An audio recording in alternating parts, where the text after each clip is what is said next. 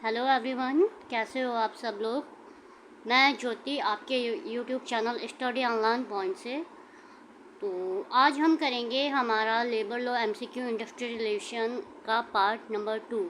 इसका part number 1 हम already discuss कर चुके हैं, जिसमें बहुत सारे चैप्टर्स के एमसीक्यू कवर हैं, और पार्ट 2 में आज करवाऊँगी।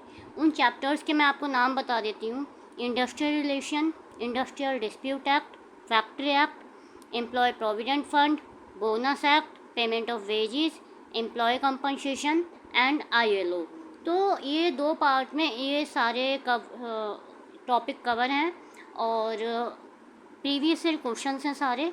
आई होप ये क्वेश्चंस आपके लिए हेल्पफुल होंगे। और ये video RRB, staff welfare, APFC, ALC, AIEB, PSU, UGC NET code 55 and many others exam के लिए इम्पोर्टेंट होंगे।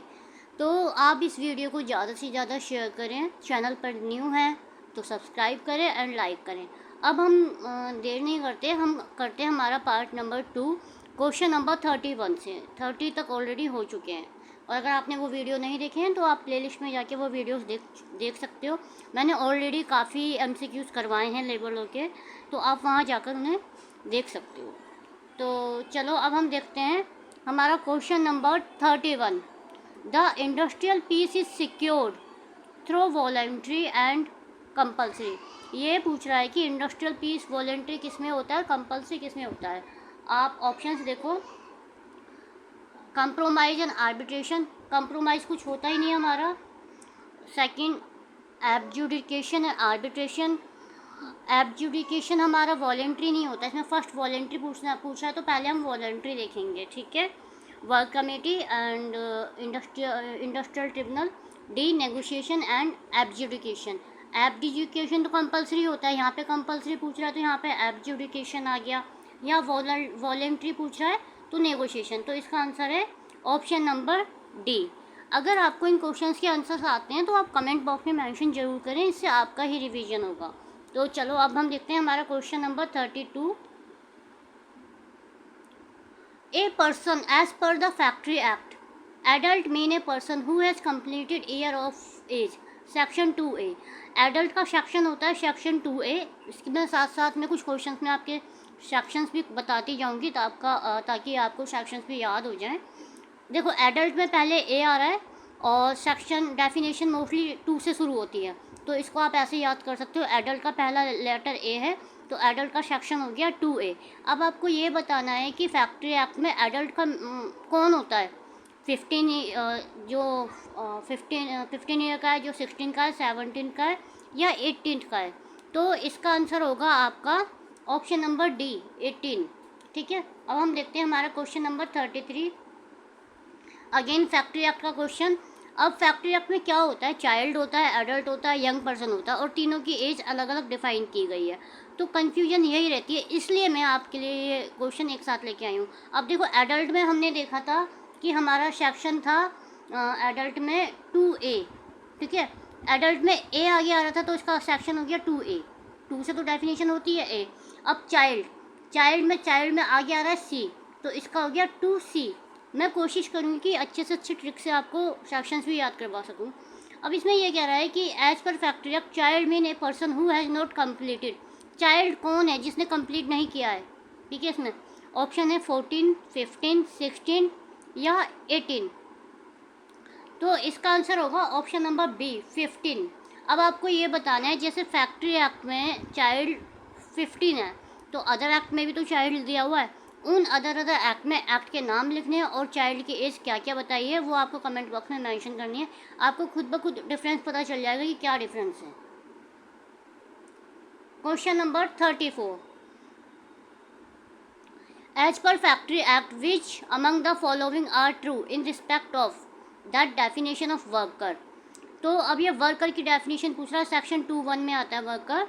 वर्कर मीन क्या होता है, worker means a person employed. अब ऑप्शन दिए, डायरेक्टली और by through an agency, agency के थ्रू हुआ हो, या डायरेक्टली रिक्रूट हुआ हो, इंक्लूडिंग ए कॉन्ट्रैक्टर, विद और without the knowledge of principal employer, principal employer की इसकी नॉलेज हो या ना हो। अब प्रिंसिपल एम्प्लॉयर क्या होता है, कुछ बच्चों को तो यही नहीं पता होगा प्रिंसिपल एम्प्लॉयर क्या होता है। तो प्रिंसिपल एम्प्लॉयर होता है जो हमारा मेन ओनर होता है, वो किसी कॉन्ट्रैक्टर के थ्रू रिक्रूट करवाता है। तो कॉन्ट्रैक्टर तो प्रिंसिपल एम्प्लॉयर नहीं हुआ, प्रिंसिपल एम्प्लॉयर वो हो गया जिसका काम है जो कॉन्ट्रैक्टर के थ्रू रिक्रूट करवा रहा है। Option third, whether for remuneration और not. Option four, in any manufacturing process. तो इसमें ये पूछ रहा है कि वर्कर क्या है, तो वर्कर ये चारों ही होते, ये चारों ऑप्शन वर्कर की डेफिनेशन है। एक्चुअली ये डेफिनेशन ब्रेक कर करके लिख दी गई है, तो इसका आंसर है option number D. Option A B C D इसके चारों ही ऑप्शन है, 1 2 3 4 चारों ऑप्शन है। वर्कर कौन होता है, जो डायरेक्टली और इनडायरेक्टली रिक्रूट होता है थ्रू एजेंसी और इंक्लूडिंग ए कॉन्ट्रैक्टर, चाहे प्रिंसिपल की नॉलेज में हो या ना हो। वेदर फॉर रेम्यूनरेशन और not, in any manufacturing process, और मैन्युफैक्चरिंग प्रोसेस के लिए रिक्रूट होना चाहिए। क्वेश्चन नंबर 35 पे again the question is for factory act. As per factory act, factory mean any premises in during the presence thereof where or on more worker are working on any day of the preceding 12 months and in any part of which a manufacturing process is being carried out with the aid of power is ordinarily so carried on। Manufacturing किस में आता है, manufacturing अब ये पूछा है कि factory क्या होता है, फैक्ट्री का मीनिंग क्या होता है। तो फैक्ट्री का मीनिंग इसमें से कितने एम्प्लॉय करेगा, प्रीसीडिंग 12 मंथ में कितने एम्प्लॉय वो करेगा। तो ये पूछ रहा है विदाउट एड ऑफ पावर, आपको ये भी देखना है carried out with aid of power, sorry ये एड ऑफ पावर मतलब पावर की पावर है, वहाँ पे कितने एम्प्लॉय करेगा, तो वहाँ पर करेगा 10। अब कईयों को कन्फ्यूजन होती है विद एड ऑफ पावर और विदाउट एड ऑफ पावर हम कैसे करें। देखो जहाँ पर लाइट होगी वहाँ पर तो ज़्यादा एम्प्लॉयज़ की ज़रूरत नहीं होगी क्योंकि मशीनों से काम हो जाएगा, तो वहाँ पे नंबर हमारा कम होगा मतलब 10 होगा। और जहाँ पर लाइट नहीं होगी वहाँ पे हमारा 20 होगा, क्योंकि लाइट नहीं होगी तो ज़्यादा वर्कर्स की ज़रूरत होगी। ठीक है, अब हम देखते हैं हमारा next question number 36 for employee provident fund से है ये। Employee provident fund and miscellaneous provision act is dash applied to establishment employing not less than कितने एम्प्लॉय पे EPF एप्लीकेबल हो जाता है, 10 20 50 100। क्वेश्चन सोच के बताओ। तो EPF एप्लीकेबल होता है 20 एम्प्लॉय पे। अब आप मुझे ये बता सकते हो कि जब हम EPF कैलकुलेशन करते हैं तो हम किस अमाउंट पे EPF कैलकुलेशन करते हैं, क्योंकि और आप ये भी बता सकते हो कि EPF में 4 अकाउंट आते हैं। EDLI आता है एक तो आता है EPF पेंशन का, एक आता है EDLI इंश्योरेंस का, और एक आता है एडमिन का। ठीक है, और ये इनमें कितना परसेंट जाता है, और एक आता है आपका पेंशन का। तो ये क्वेश्चन पूछा जा सकता है, जैसे मैं आपको पेंशन का बता देती हूँ, पेंशन में 8.33% जाता है। ठीक है, 8.33% पेंशन में जाता है। तो अब आपको ये इन चारों का जो 12% जाता है ना, एम्प्लॉयर और एम्प्लॉय का दोनों एम्प्लॉयर का भी 12% जाता है, एम्प्लॉय का भी जाता है। तो आपको इस 12% को मेरे को वाइफरगेट करना है कि 12% में से 8.30 तो मैंने बता दिया पेंशन में जाता है, बाकी कितना किस में जाता है ये आपको अपने कमेंट में मेंशन करना है। एक क्वेश्चन से आपके कई क्वेश्चन प्रिपेयर होंगे अगर आप ऐसे प्रैक्टिस करोगे तो। चलो अब देखते हैं question number 37। An employee whose salary at the time of joining not exceed shall become the member of provident fund. जब कोई एम्प्लॉय हमारी ऑर्गेनाइजेशन में ज्वाइन करता है तो वो EPFO में एनरोल होने के लिए उसकी सैलरी क्या होनी चाहिए, किससे ज़्यादा नहीं होनी चाहिए। तो इसका आंसर है 15,000। ठीक है, ऑप्शन नंबर सी। जब भी कोई एम्प्लॉय ऑर्गेनाइजेशन ज्वाइन करता है तो 15,000 सैलरी देखी जाती है, और इससे ज़्यादा सैलरी पे वो EPF का मेंबर नहीं बन सकता। अच्छा, आप मुझे ये बताओ कि जब EPF कंपनी में करता है तो क्या कोई एम्प्लॉई वॉलेंट्री PF ले सकता है, मतलब जैसे कि वो कंपनी को ये बोल सकता है कि आप मेरी सैलरी का 12% ना काट के ज़्यादा डिडक्ट करो। तो ये क्वेश्चन आ सकता है। इसका आंसर मैं आपको ज़रूर बताऊंगी क्योंकि मैं ऑलरेडी एक कंपनी में वर्क करती थी, तो वहाँ पे कुछ केसेस होते थे, तो वो मैं आपको उनके थ्रू समझा दूँगी। तो आपको ये बताना है कि जैसे सपोज अगर किसी की सैलरी 15,000 से ऊपर जा रही है, ठीक है, या 15,000 है, और वो कहता है कि मेरा पीएफ ज़्यादा कटना चाहिए, तो क्या वो ज़्यादा पीएफ कटवा सकता है, और कटवा सकता है तो किस कंडीशन में कटवा सकता है, और क्या उसके लिए अलग पीएफ अकाउंट खुलेगा या एक ही सेम चालान बन जाएगा, ठीक है।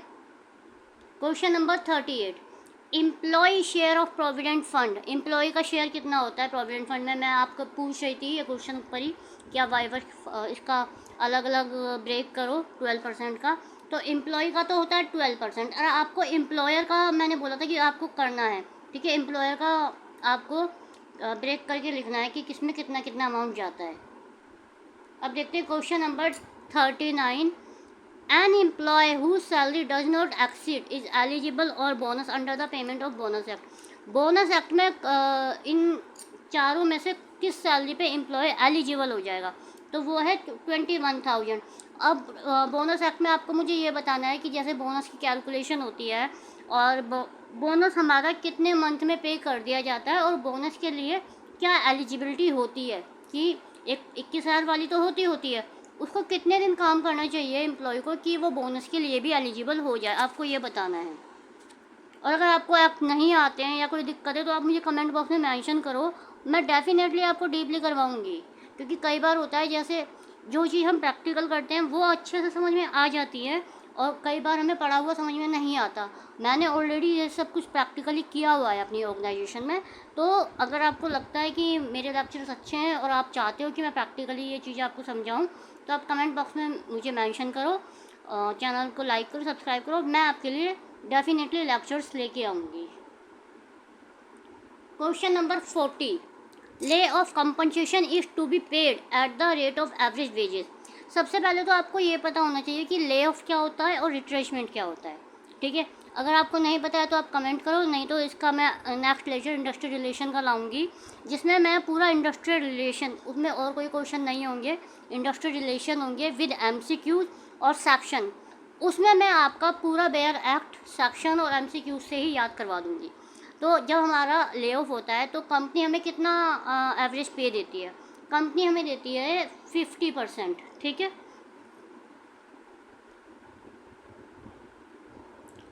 Question number 41, which of the following is not included the definition of wages given under the payment of wages act. अब ये कह रहा है कि इसमें पेमेंट ऑफ वेजेस में डेफिनेशन में क्या क्या आता है, बेसिक वेज, डीए, इंसेंटिव और ग्रेच्युटी, क्या क्या आता है, ठीक है।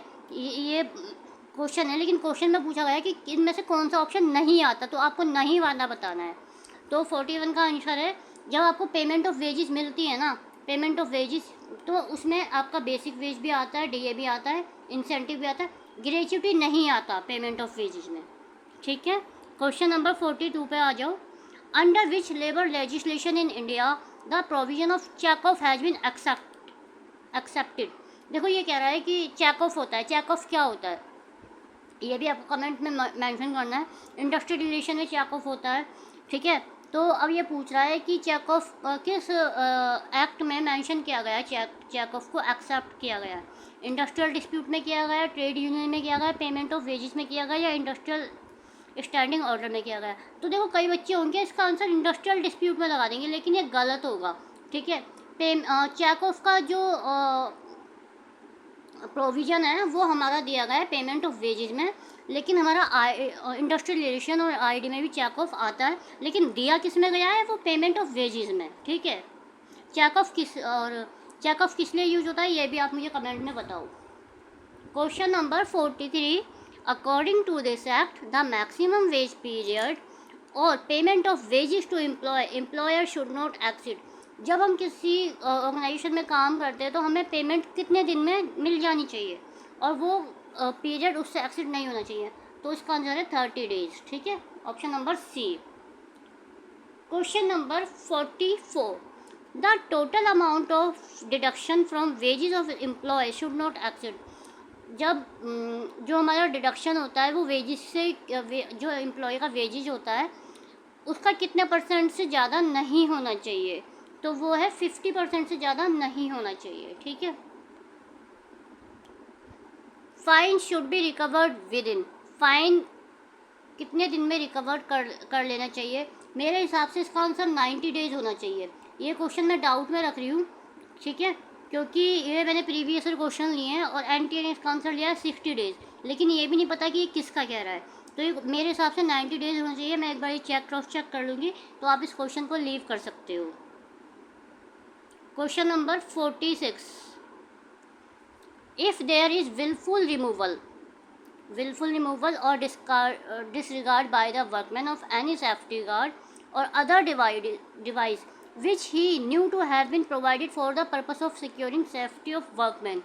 एक पर्सन है, एक कंपनी ने एक पर्सन को सेफ्टी के लिए कुछ इक्विपमेंट प्रोवाइड किए, ठीक है, लेकिन वो क्या करता है, उनको रिमूव कर देता है, वो पहनना नहीं चाहता और जिसकी वजह से उसका कोई एक्सीडेंट हो जाता है।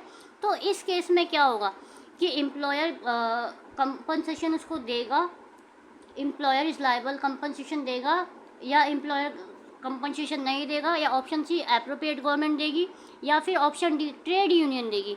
तो देखो ये क्वेश्चन नंबर 46 में एप्रोप्रिएट गवर्नमेंट और ट्रेड यूनियन का तो कोई मतलब ही नहीं बनता, तो दो ऑप्शन तो हमारे वैसे एलिमिनेट हो गए। अब बचा हमारा ऑप्शन ए और ऑप्शन बी, ठीक है।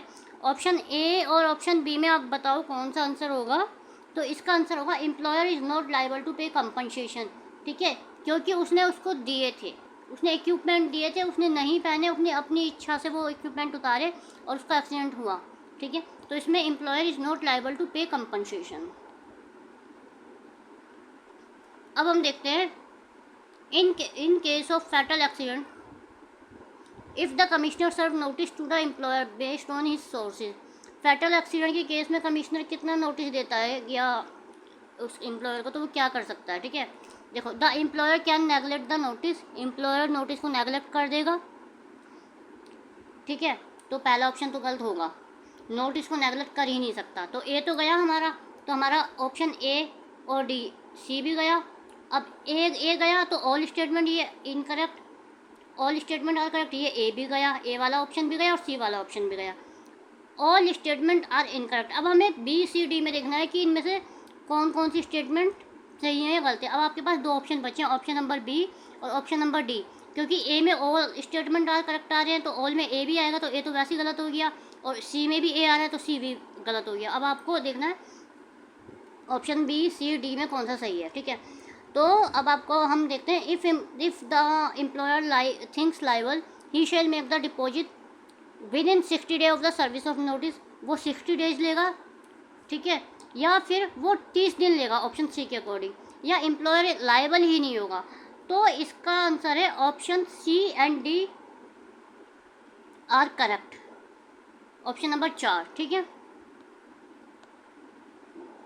Question number 48, under employ compensation act which of the following are considered as dependent of disease workman for the purpose of paying compensation. इसमें कह रहा है कि एम्प्लॉय कंपनसेशन एक्ट में अगर कोई एम्प्लॉय की डेथ हो जाती है तो उसको कंपनसेशन किसको मिलेगा, कौन उसकी फैमिली में कंसिडर किया जाएगा। मतलब क्वेश्चन घुमा के पूछा गया है, ये पूछना चाहता है कि उसकी फैमिली में कौन कौन आएगा। तो चलो ऑप्शन देखते हैं हम क्वेश्चन नंबर 48 के। ए माइनर ब्रदर और अनमैरिड सिस्टर और विडो सिस्टर डेफिनेटली आएंगे, विडो डॉटर इन लॉ ये भी आएंगी, minor child of predeceased son ये भी आएगा, a minor child of predeceased daughter where no parents of life. यहाँ पे प्रीडिसीज अगर डॉटर मर गई है और उसका बच्चे है, उसके बच्चे का कोई भी पेरेंट्स जिंदा नहीं है, मतलब उसका पति भी जमाई भी मर गया है, a parental grandparents if no parent the workman is alive. तो इसके चारों ऑप्शन सही हैं, ऑप्शन 1 2 3 4 एंड डी, आंसर है 4 डी। अब हम आते हैं क्वेश्चन नंबर 49 पर। Under employ compensation act employ shall not be liable to pay compensation in respect of any injury which does not result in the total or partial disablement of the workman for a period exceeding। Employer compensation act में employ compensation act में employer compensation कब पे करता है, जब उसको injury का पता चलता है कि इंजरी कितने दिन की है। तो इंजरी कितने दिन की होनी चाहिए, कितने दिन से ज़्यादा की नहीं होनी चाहिए, 7 3 5 2। आंसर बताओ अगर आपको पता है। तो इसका आंसर है ऑप्शन नंबर बी, आंसर 3, ठीक है। अब हम देखते हैं हमारा नेक्स्ट क्वेश्चन। क्वेश्चंस कैसे लग रहे हैं आपको कमेंट करके मेरे को बताना। Question number 50, under employ compensation act employer shall not be liable to pay compensation in respect of any injury not resulting in death और permanent total disablement caused by an accident. उसे एक injury हुई है employ को, लेकिन death नहीं हुई है, लेकिन क्या होता है कि परमानेंट टोटल डिसेबलमेंट हो जाता है। तो इस केस में एम्प्लॉयर क्या करेगा? ठीक है, तो क्वेश्चन नंबर 50 के ऑप्शंस आप पढ़ो। अगर एम्प्लॉय ने ड्रिंक की हुई है तो वो कंपनसेशन देगा। Due to the wilful disobedience, अगर कोई कहना नहीं मानता और रूल एक्सप्रेस किए गए हैं सिक्योरिंग सेफ्टी वर्कमैन के लिए, तो देगा।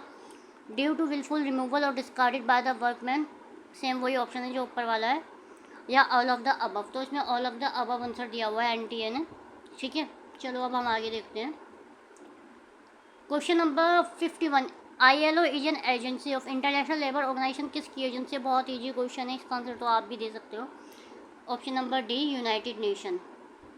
Question number 52, head quarter of ILO। ILO का हेड क्वार्टर कहाँ पर है? जिनेवा में। Question number 53, the ongoing globalisation in the country need reform in our labour law.